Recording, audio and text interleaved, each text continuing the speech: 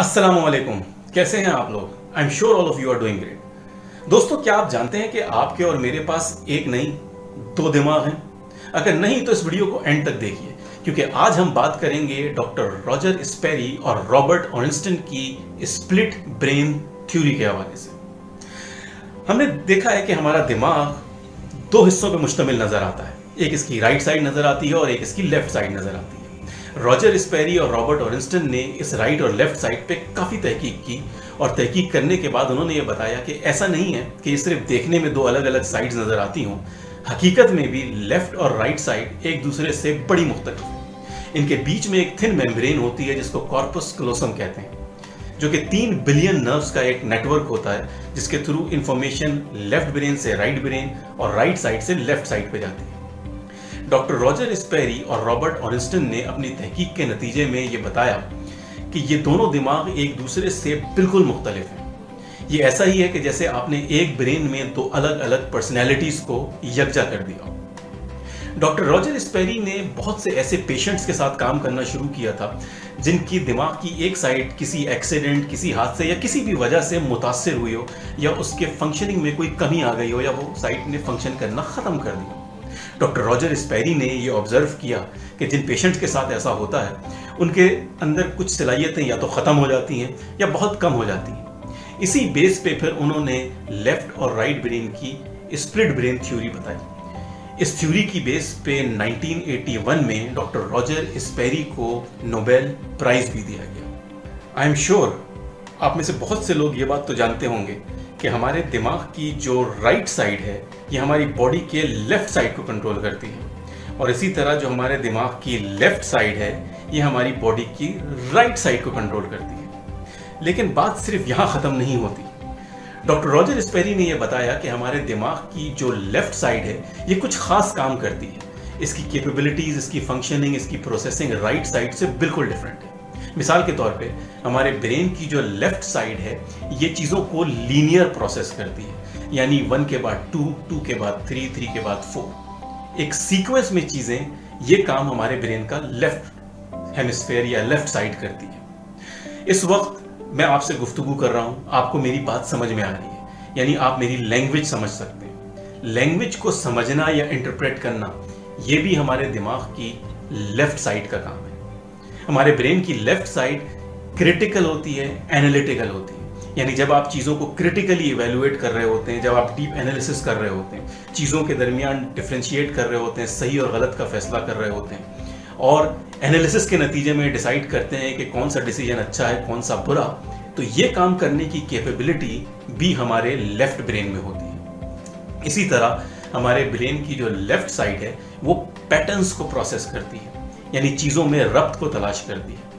आपने ऑब्जर्व किया होगा कि जब भी हम कोई इंटेलिजेंस टेस्ट या एप्टीट्यूड टेस्ट देते हैं तो उसमें कुछ सवाल ऐसे होते हैं जिनमें पिक्चर्स दिखा के कहा जाता है कि जनाब एक पिक्चर ऐसी है, दूसरी ऐसी है, तो तीसरी कैसी होगी। ये जो सीक्वेंस है इसको प्रोसेस करने वाला भी हमारा लेफ्ट ब्रेन होता है। हमारा लेफ्ट ब्रेन वर्ड्स को प्राइमरीली प्रोसेस करता है, और हमारा लेफ्ट ब्रेन स्ट्रेटेजिक थिंकिंग करता है, यानी लॉन्ग टर्म थिंकिंग करता है। जब भी आप बैठे हुए किसी चीज़ के बारे में सोच रहे हो, उसके आफ्टर इफेक्ट्स या कुछ अरसे बाद इसके रिजल्ट्स क्या जाहिर होंगे, ये काम आपका लेफ्ट ब्रेन करता है।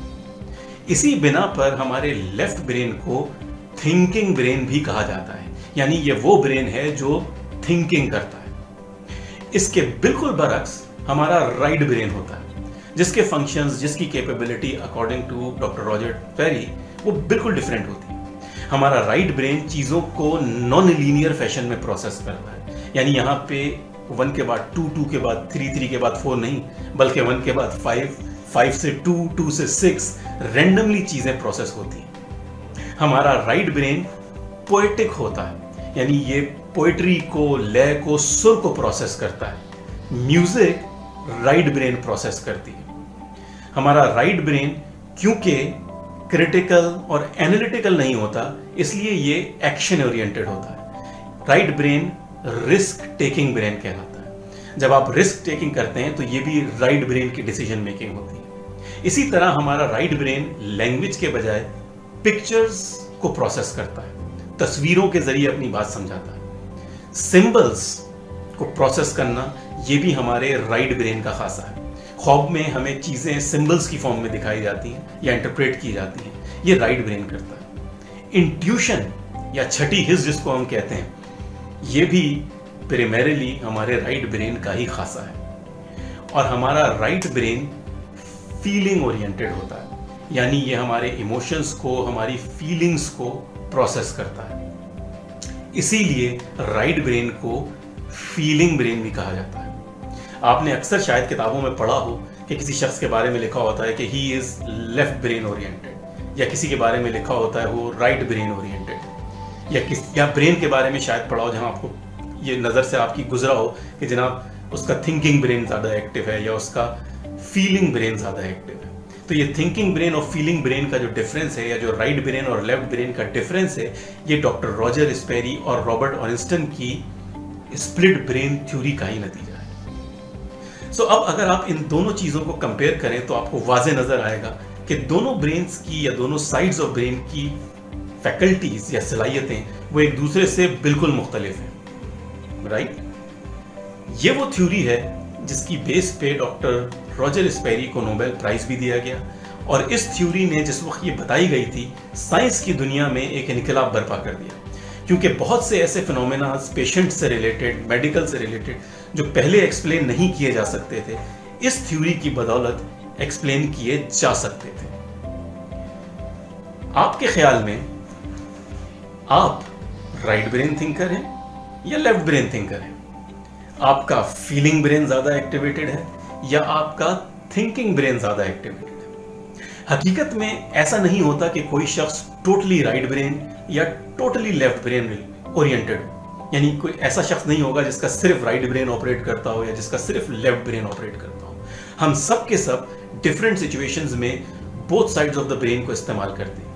कई सिचुएशंस में हम राइट साइड पे ज्यादा रिलाई कर रहे होते हैं और कई सिचुएशंस में हम लेफ्ट साइड पे ज्यादा कर रहे होते हैं। इसी तरह कुछ लोग होते हैं जिनकी राइट साइड ज़रा ज़्यादा प्रीडोमिनेंटली एक्टिवेटेड हो जाती है, जो क्रिएटिव थिंकर्स होते हैं, जो विजुअलाइजेशन होते हैं, जो शायर होते हैं, फिलोसफर्स होते हैं, जनरली स्पीकिंग, या जो थ्योरेटिकल काम करने वाले लोग होते हैं, जनरली स्पीकिंग उनकी राइट साइड ज़्यादा एक्टिव होती है। और जो लोग ज़्यादा क्रिटिकल होते हैं, जब क्वांटिटेटिव काम ज़्यादा करते हैं, एवेल्युएशन, एनालिसिस चीज़ों का ज़्यादा अच्छा करते हैं, उनकी लेफ्ट साइड ज़्यादा एक्टिवेट हो जाती है।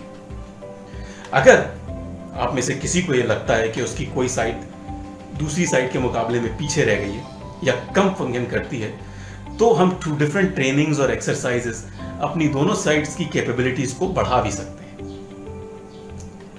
डॉक्टर रॉजर स्पेरी और रॉबर्ट ऑर्नस्टन की इस रिसर्च को मजीद आगे बढ़ाया था डॉक्टर जेयॉन फिंक ने 1990s में, क्योंकि by 1990s PET scan, MRI scan की टेक्नोलॉजी बहुत ज़्यादा इवॉल्व कर चुकी थी।